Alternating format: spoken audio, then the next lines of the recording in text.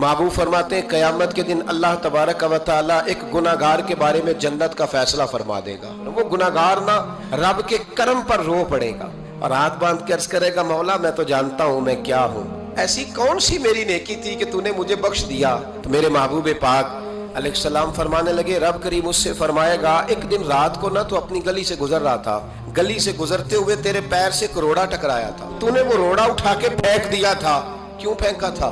तो नेकी चूंकि उसकी नजर में मामूली थी तो वो भूल चुका था, कहेगा या अल्लाह वो वाला रोड़ा मालिक करीम वो तो मैंने इसलिए उठाया था कि मेरे मोहल्ले में बूढ़े भी रहते हैं, बीमार भी रहते हैं, बच्चे भी रहते हैं, कमजोर भी रहते हैं, इसलिए उठाया था किसी को ठोकर न लग जाए। रब करीम ने फरमाया तू रात के अंधेरों में रोड़े उठा उठा के मेरे बंदों का ख्याल रखे तो मैं आज कयामत के दिन तेरा ख्याल ना रखूं। फरमाया उस एक रोड़े के उठाने की बरकत से मैंने तेरे लिए जन्नत का फैसला फरमा दिया।